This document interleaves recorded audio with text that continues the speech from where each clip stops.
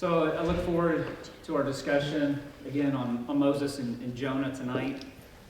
And we've had some good discussions on our past examples, the past couple of class periods. And, to start out, I've got a pretty simple slide here. And when I was reviewing this, thinking about Moses and Jonah, and you've got to condense so much into such a short period of time, and thinking about each one's spiritual warfare that they went through, my simplification for Moses was an idea of I can't versus I can.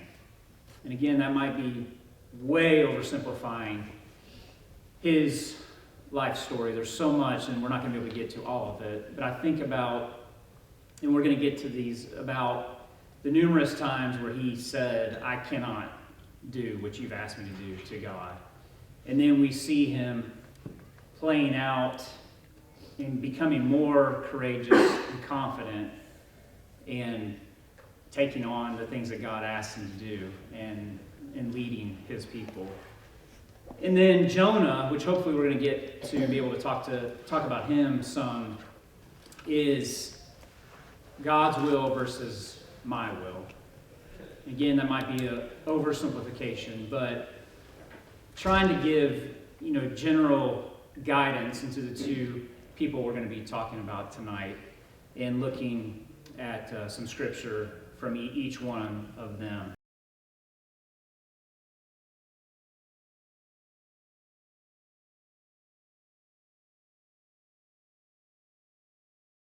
That they both went through here on earth. Please and learn from each other. So when we think about Moses, familiar with the scriptures, know about the way he was preserved as a child, and in Hebrews, it talks about the faith of his parents in chapter 11, how faithful they were, because they recognized and how God preserved Moses with their assistance. And we know that he was raised as an Egyptian in the house of Pharaoh. And then when you pick up in chapter 2, in verse we see here that it says, one day after Moses had grown up, he went out to where his own people were and watched them at their hard labor. He saw an Egyptian beating a Hebrew, one of his own people. Looking this way, Egyptian, he went out and saw two Hebrews fighting. Why are you the man judge over us? Are you thinking of killing me as you killed the Egyptian? Then Moses was afraid and thought, what I did. Here Moses, again, we have to speculate about his childhood, but being raised, he knew that he was a Hebrew, but he's being raised as a Egyptian royalty. And the battle that must have gone on there,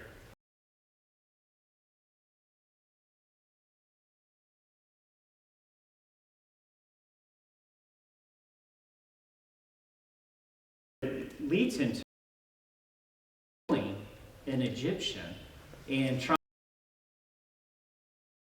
And then when it's found out, or he knows that, it's revealed to him that others know about this. What does he do? I don't have that up here. What's that? He flees. He flees, yes. He runs away, runs for his life to Midian. And again, this is working into God. And as we can see it from along a faraway distance, we see how it's all working out. Moses, the battle he would have been going through during this time being part of Egyptian royalty. He is in Midian. He establishes a life there, a family and a life. This is where God and are for him. Of course, that is to go back into Egypt and to lead God's children out, which, again, what a unbelievable task. And, that's where we get in a lot of these, as I put them, these I can't statements, where Moses is interacting with God, and we see his honesty with God in the way that he responds to him. We're going to look at some of those. And the first one here is in chapter 3, beginning in verse 11. It says, "But Moses said to God, 'Who am I that I should go to Pharaoh and bring the Israelites out of Egypt?' And God said, 'I will be with you, and this will be the sign to you that it is I who have sent you. When you have brought the people out of Egypt, you will worship God on this mountain.'"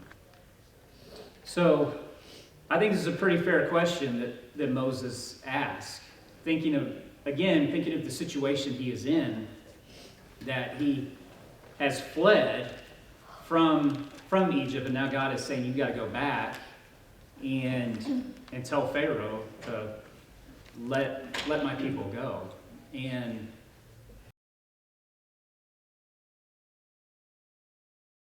Moses, that was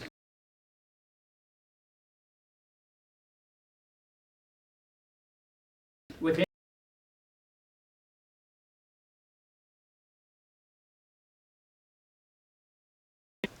With God about that, and not even just about what I'm going to say to children, to the Hebrews. Are they even going to believe me, God?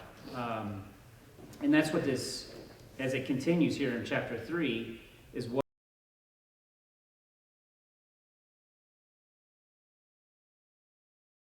the God of your fathers has sent me to you. And they ask me, "What is his name?"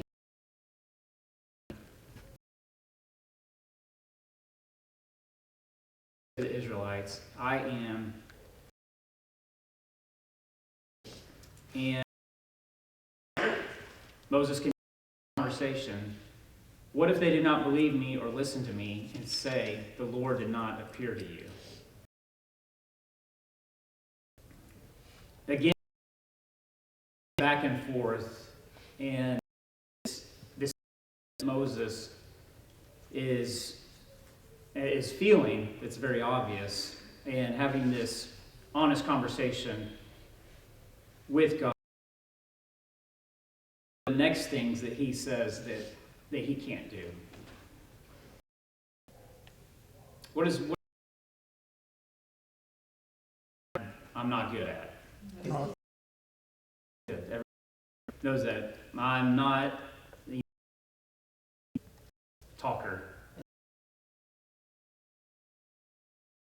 He says this multiple times, throughout the passages here in Exodus, and we're going to look at a couple here. Here's chapter 4. "I've never been eloquent, neither in the past nor since you have spoken to your servant. The Lord said,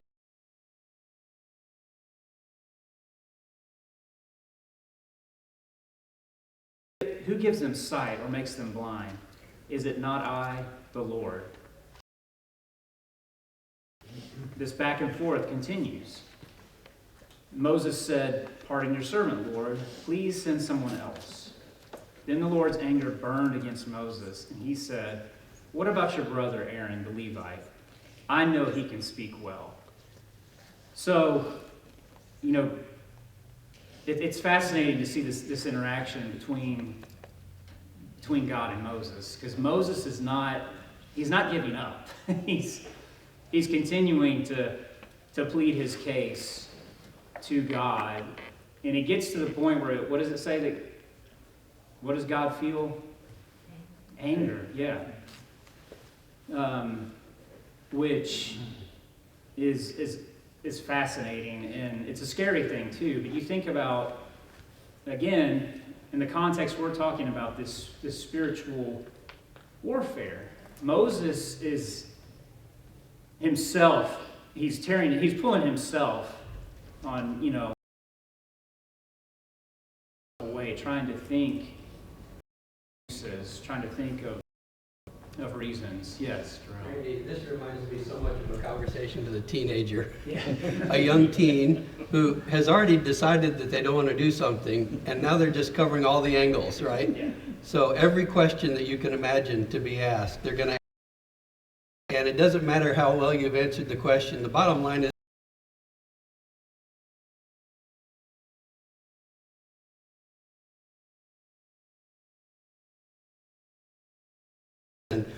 but contrast that with the situation with Abraham when he was told to leave his home, his country. You don't have any of that.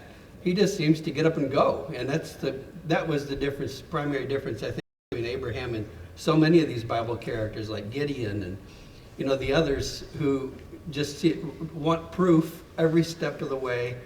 And who are we the most like, honestly? I like to have all the angles covered before I go on any undertaking that calls me out of my comfort zone. Completely agree. Any other thoughts on that? Yeah. Well, you see the progression, and you just see his. You can understand why God gets angry, because I'm the one who created your ability to speak, all of that, and he continues to not trust in God, is how I see it. Oh, but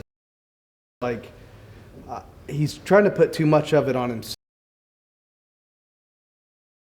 He's going to take care of all the what ifs, and I don't have to worry about it. Right. And we have the staff that turned into a serpent, his hand that was leprous and then it wasn't. When the initial burning bush that is burning but not being consumed, and a voice is coming from it, the voice of God. So all these things, and again, Darrell,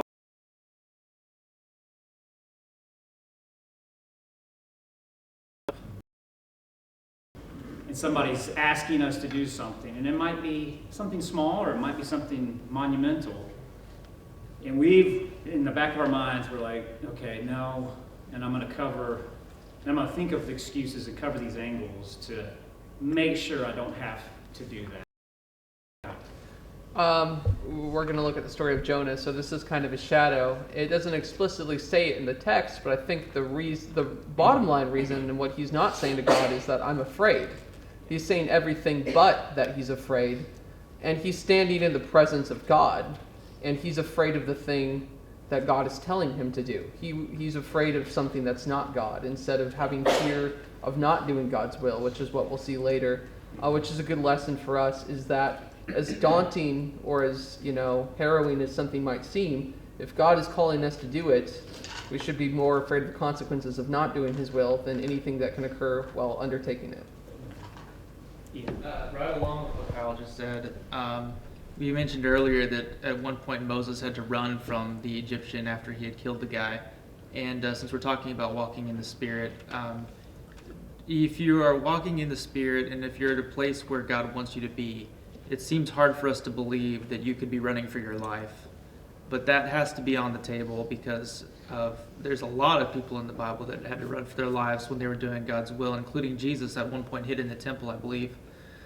And so there are a number of things. If you're in walking with the Spirit, you have to include some of the crazier things that happen, including knocking over the money changers' tables, hiding from the crowd, fleeing for your life. And in fact, this could be an entire sermon, so I'll cut it short. But like David, for example, to have a real hard time with, well, how is he in losing battles or running for his life? Actually, in the New Testament, goes at great length to demonstrate he is actually winning in his mind in a lot of different ways, and so that's a whole sermon. Yeah. No, I completely agree. And hopefully it comforts all of you as it comforts that through, or through through the Moses, of Jonah, anybody, David, that's what it should take. And yes, Darrell, sorry. And the point of what I was saying is not Abraham good, Moses bad. Oh, I know. It's the fascinating thing is that God works effectively through both of them. Yeah. In Moses' foibles as well as Abraham, God can work with us too. I think all of us can probably remember when we first became Christians, and the first thing that people try to do is get you up in front of and say prayers and stuff. And what Moses. Funny you mentioned that, because the first man, and sorry, this is about me, but I guess I'm teaching, but the first man in our day who asked me to do something in front of the church that I grew up in, I refused, and he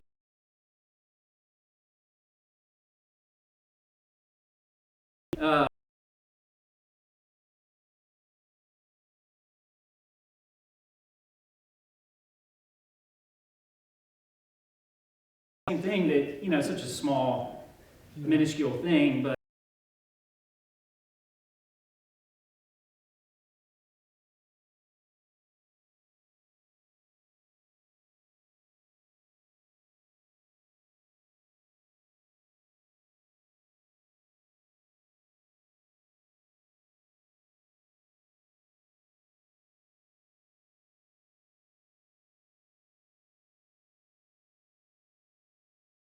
I wish. You can tell, Randy. You can tell. 12. Yeah, exactly. No, we probably joked about it later, but I was a teenager anyway. But as an adult reflecting back on that, you're like, oh man, why was I so? Exactly.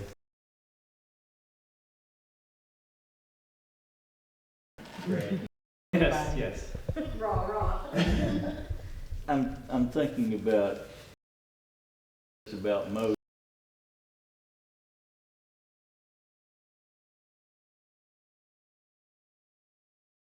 Moses as There. But yes. okay. that he all of that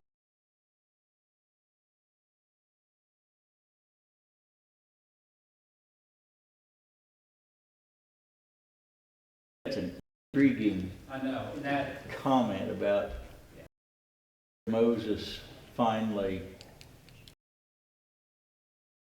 Yes. I'm sorry, I don't.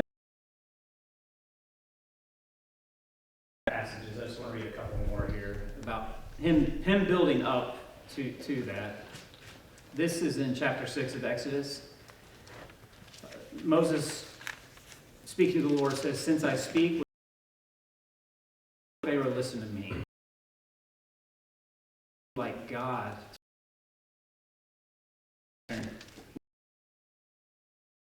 More God giving Moses more proof, more encouragement. I will make you like God.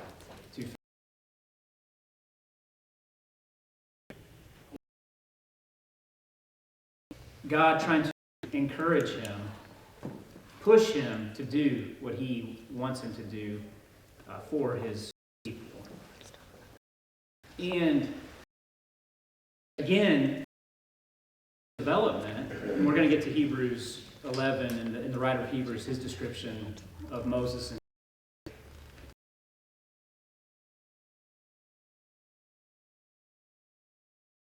Red Sea. at this passage out of chapter, to see where, again, I was talking about all of his statements of I can't do this. You know, we have this moment where I look at it as, okay, I can do this. You know, he has led them out. They are complaining and they're saying, what have you done? Because they're at a dead end. Pharaoh's army is bearing down on them. And all this pressure is on Moses. And he answers them here in chapter 14. And he says, do not be afraid. Stand firm, and you will see the deliverance of the Lord. You will see the deliverance the Lord will bring you today. The Egyptians you see today, you will never see again. The Lord will fight for you. You need to be still. So here we see the courage of Moses, his leadership, and it's, you know, hitting an apex right here before they're going to cross the Red Sea. As a side note, it's kind of humorous. God says, "What are you doing there? You guys need to move if you keep reading." So, even though he is being courageous, he is being the leader. He's telling the people, "Do not be afraid." If you keep reading, God's like, "All right, I'm going to part the seas. You all need to start moving." It's kind of a humorous excerpt there. And as Jay mentioned, we're going to look at the Hebrew writer, his description in chapter 11 of Moses. And Moses, when he had grown up, refused to be known as the son of Pharaoh's daughter. He chose to be mistreated along with the people of God rather than to fleeting pleasures of sin. He regarded disgrace for the sake of Christ as of greater value than the treasures of Egypt, because he was looking ahead to his reward. By faith he left Egypt, not fearing the king's anger. He persevered because he saw him who is invisible. By faith he passed over in the application of blood, so that the destroyer would not touch the firstborn of Israel. So there's quite a lengthy description of him here in Hebrews, a lot of different things. And as Jay mentioned, I believe it's showing his evolving into the leader that he became. And the leader that we see leading them out of Egypt, taking them through the Red Sea, and leading them through the wilderness. And there's a lot of different things mentioned here about his youth as he was growing up in the daughter of Pharaoh's house. It talks about how he did not want to be associated with that, and that he wanted to be associated with his people, with God's people. And then it continues as he is leading them out of Egypt, as he is obeying God and leading them and keeping the Passover, and the institution of that. So a lot of amazing things that his denials and his excuses, that all continued to lead up to. And also towards the end of Exodus, in chapter 32, I want to look at this, where he's willing to give up his life for the people. This is in Exodus 32, and verses 31 through 32. It says, "So Moses went back to the Lord and said," and this is one of the rebellions of the people. This is what this is referring to. It says, "Oh, what a great sin these people have committed. They have made themselves gods of gold. But now, please forgive their sin. But if not, then blot me out of the book you have written." So we have, the leadership of Moses. Again, the spiritual battle that we were talking about. And he's at the point now where he to give himself up for for the children of Israel. Any thoughts on this or anything the past few months? Yes. Can't help but think of Jesus in Matthew 5 in the Beatitudes in conjunction with in. He said, blessed, I'm sorry, I got the wrong place here.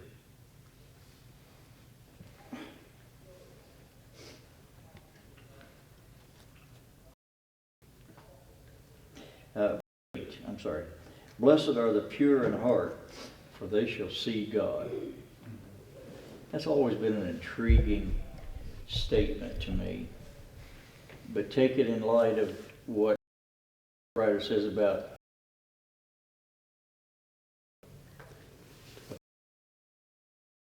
heart, where he could see God.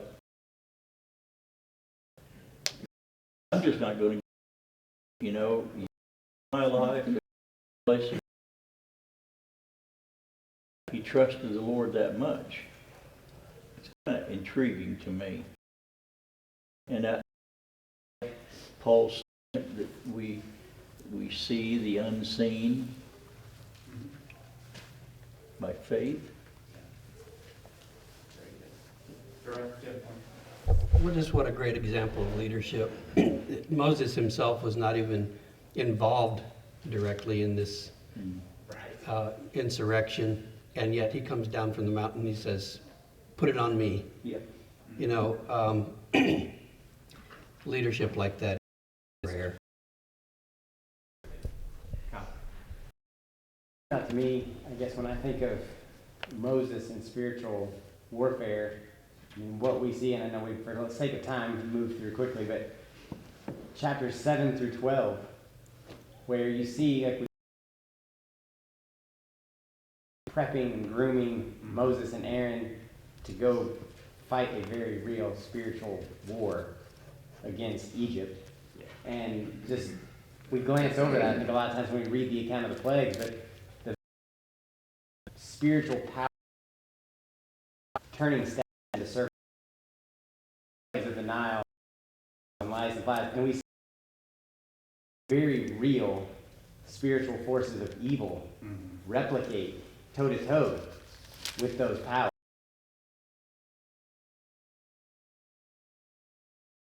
And it gets to a point where those very real spiritual powers toe-to-toe anymore. Yeah. And they acknowledge that whatever dark power they're tapping into, they say, no, this is greater than what we possess. This is greater than the spiritual power of evil that we're tapping into.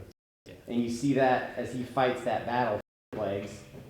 And then like you mentioned there in 14, they talk about them leaving the land and God's going to fight the battle for you. They just watched him fight the battle. They just watched him defeat very real spiritual power.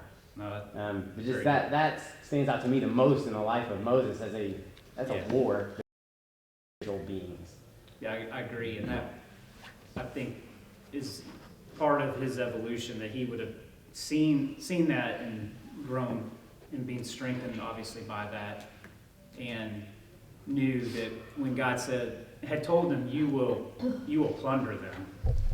And I'm sure he's thinking, how in the world are we going to do that? This is the greatest army, the greatest military on earth, and they, as he sees that spiritual battle is being won, plague after plague after plague, and they end up taking the riches of the country away and plundering that country. Very good. I've got a couple more here with Moses. One in Numbers, and this one really speaks. Again, the honesty of Moses in his dialogue with God, and again, what an example to just speak true feelings, and we've seen that with David and with other figures from the Bible. This is from Numbers 11. Moses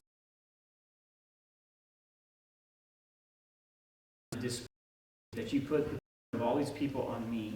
Did I conceive all these people? Did I give them birth? I cannot carry all these people by myself. The burden is too heavy for me. And God's reply to this is later. He says, I will come down and speak with you there, and I will take some of the power of the Spirit that is on you. And he wanted Moses to separate to help him with this burden. And God says they will share the burden of so that you will not have to carry it alone. That the honesty with God, not trying to hide anything, hide feelings, but to be.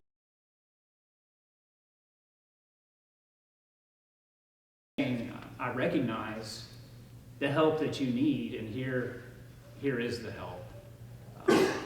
Yes, Jane. That God was actually responding to his perception of what was going on, because he wasn't doing it alone. God was his strength. Sure. He couldn't have done it alone. But even though it was probably a wrong perception, grace for him that so that he could be strengthened in his mind as well, which I think is comforting, because God meets us where we are. That's a great point. Anybody? Any other comments? Yeah, go ahead. Well, I was thinking about several comments that have been made, but I think it's significant that we learn from Deuteronomy that Moses fasts for 40 days. You know, he's on the mountain, and he doesn't do it just once; he does it twice. You know, there's 40 days. It's Deuteronomy 9, and then 18. And so, you know, and then we later see Moses is when Jesus is transfigured. He's there with Elijah, and as far as I know, Elijah's the only other person besides Jesus who goes 40 days, you know, fasting. So this is part of, you know, the battle that he fights by denying himself the food days, 2 different times. Yeah, you that prepare is we could multiple classes on that, but it is fascinating.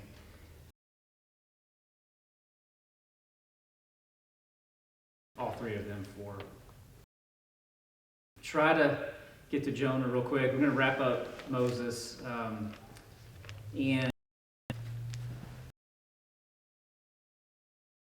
again, speaking of leadership of Moses, the sin of the people.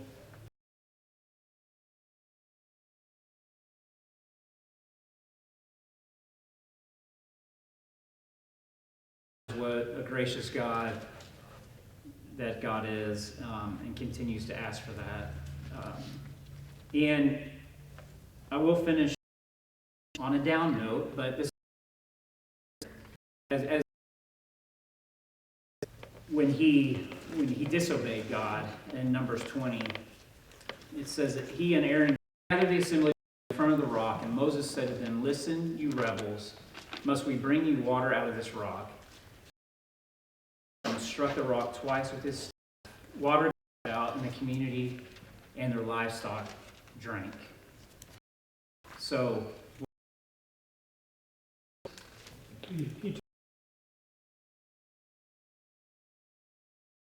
just speak to it. He previously told him to strike it another time. This speak to it. And permitted to go in. So again, it speaks to the humanity of Moses.